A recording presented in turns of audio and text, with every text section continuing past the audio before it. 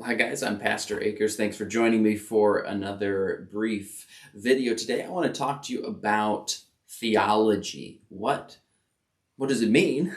And then what is it?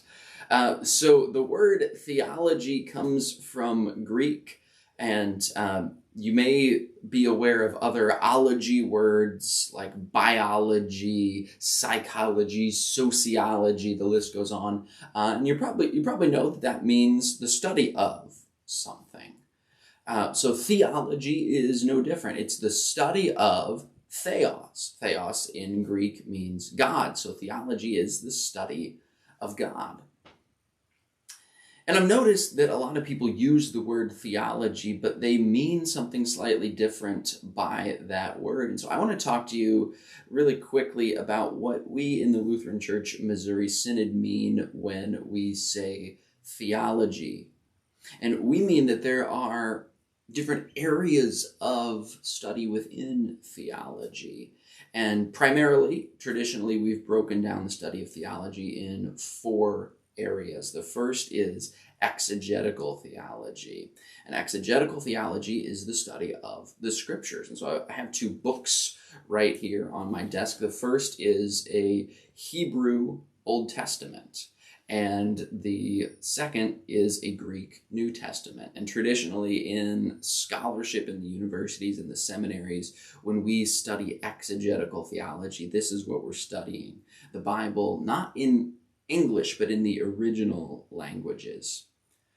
Now, of course, that doesn't mean you can't do exegetical theology in English. Of course you can. There are many wonderful tools to be able to do that. Lots of them available for free online. But that's the first area of theology, is exegetical theology. But that's not the only way to study theology. Another way to study theology is systematic theology. And rather than studying the original text of the Bible, systematic theology tries to make sense in an orderly way of different categories of theology. Study about who is Jesus Christ, both God and man. What does that look like? What about the Trinity? Our God, Father, Son, and Holy Spirit. What is that? So systematic theology looks to organize the teachings, the doctrines found in the scriptures in a systematic way. And right here I have probably the most fundamental systematic theology in Lutheranism, the Book of Concord, which puts together in various documents that are in here in the Augsburg Confession, in the Apology, in Luther's catechisms, and so forth. What is the Christian faith in a systematic way? And these two are interchangeable in the sense that the way we understand doctrine and the way we understand theology systematically informs the way we read the scriptures. The way we read the scriptures informs the systematic theology.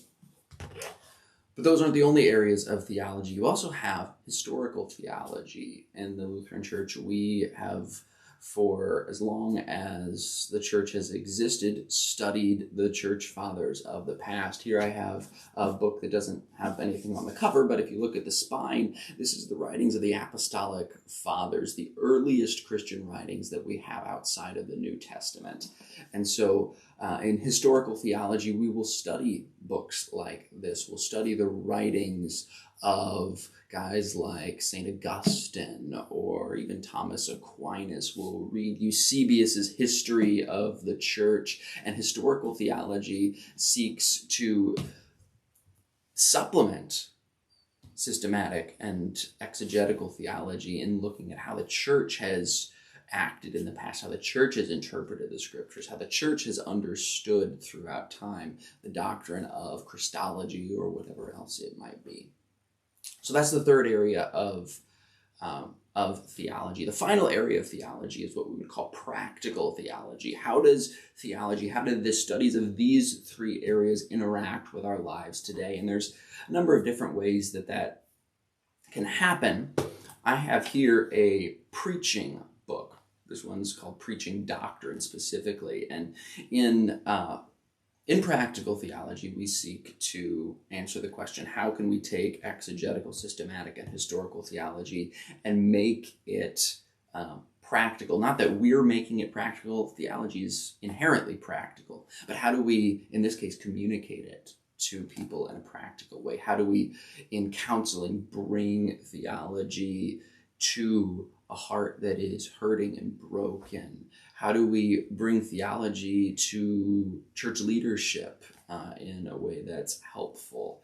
And so that's what practical theology seeks to do. So there are many different ways to study theology and apply it. And this gives you just a brief introduction to how we do that in the Lutheran Church Missouri Synod. So thanks for joining me for this video. And until next time, God bless.